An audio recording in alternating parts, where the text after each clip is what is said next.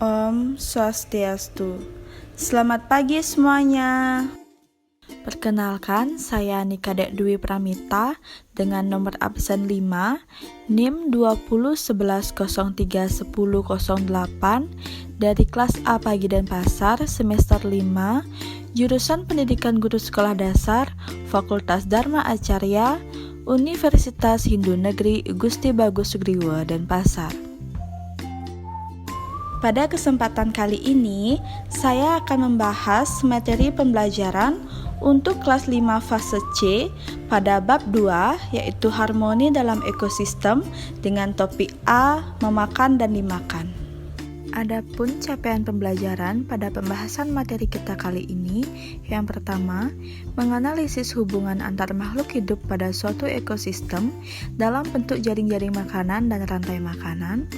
Yang kedua, menganalisis perbedaan antara jaring-jaring makanan dengan rantai makanan. Yang ketiga, mendeskripsikan proses transformasi antar makhluk hidup dalam suatu ekosistem. Ada yang tahu apa sih itu ekosistem? Ekosistem merupakan suatu sistem ekologi yang terbentuk oleh hubungan timbal balik tak terpisahkan antara makhluk hidup dengan lingkungannya. Dalam sebuah ekosistem, makhluk hidup bisa menjadi sumber energi untuk makhluk hidup lainnya. Sumber energi berarti sumber makanan yang tersusun dalam suatu peristiwa yang biasa disebut dengan rantai makanan. Nah, ada yang tahu apa sih itu rantai makanan? Rantai makanan adalah sebuah peristiwa makan dan dimakan antara sesama makhluk hidup yang memiliki urutan-urutan tertentu. Pada rantai makanan, terdapat beberapa peran tertentu seperti produsen, konsumen, dan decomposer atau pengurai. Setiap tingkat dari rantai makanan dalam sebuah ekosistem disebut dengan tingkat trofi. Nah, ini merupakan piramida dalam suatu rantai makanan. Komponen pertama dalam rantai makanan adalah produsen. Komponen ini menjadi penyedia makanan bagi komponen lainnya. Produsen juga diartikan sebagai makhluk hidup atau organisme yang mampu menyediakan makanannya sendiri dan juga mampu menyediakan untuk komponen rantai makanan lainnya. Adapun contoh dari produsen adalah tumbuh-tumbuhan. Produsen menduduki tingkatan trofi yang pertama.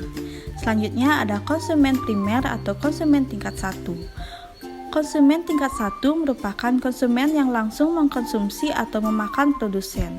Dalam hal ini adalah tumbuhan atau organisme yang berperan sebagai produsen. Konsumen tingkat 1 ini biasanya dari kelompok hewan herbivora seperti ulat, belalang, tikus, dan lain sebagainya. Konsumen tingkat 1 ini menduduki tingkatan trofi yang kedua.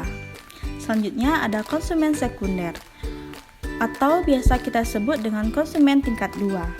Nah, konsumen ini merupakan makhluk hidup yang makan dari konsumen tingkat sebelumnya, yakni konsumen tingkat 1. Konsumen sekunder ini biasanya terdiri dari hewan seperti ayam, katak, dan lain sebagainya. Nah, konsumen tingkat 2 ini menduduki tingkatan trofi yang ketiga. Selanjutnya ada konsumen tersier atau biasa kita sebut dengan konsumen tingkat 3. Nah, konsumen ini merupakan makhluk hidup yang makan dari konsumen tingkat sebelumnya, yakni konsumen tingkat 2. Nah, biasanya konsumen tersier ini merupakan hewan karnivora yang memiliki kebiasaan memakan daging. Contohnya seperti ular, burung elang, dan lain sebagainya. Nah, konsumen tersier atau konsumen tingkat 3 ini menduduki tingkatan trofi yang keempat. Nah, berikut ini merupakan salah satu contoh dari rantai makanan yang lengkap. Dalam suatu rantai makanan, terdapat rumput yang berperan sebagai produsen, di mana rumput ini akan dimakan oleh belalang, yang dimana belalang berperan sebagai konsumen primer atau biasa kita sebut dengan konsumen tingkat 1. Selanjutnya, belalang ini akan dimakan oleh katak yang berperan sebagai konsumen sekunder atau konsumen tingkat 1. Selanjutnya, katak akan dimakan oleh ular, yang dimana ular berperan sebagai konsumen tersier atau biasa kita sebut dengan konsumen tingkat 3. Selanjutnya, ular akan dimakan oleh elang, di mana elang berperan sebagai konsumen final. Nah, elang ini akan mengalami kematian dan kemudian membusuk.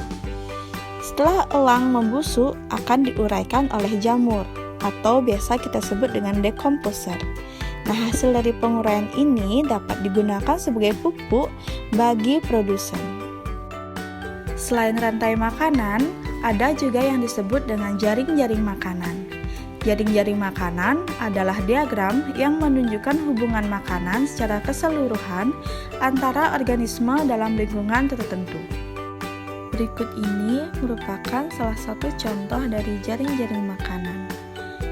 Dalam suatu jaring-jaring makanan terdapat tumbuhan yang berperan sebagai produsen, di mana tumbuhan ini akan dimakan oleh beberapa hewan yang berperan sebagai konsumen tingkat 1 atau biasa disebut dengan konsumen primer.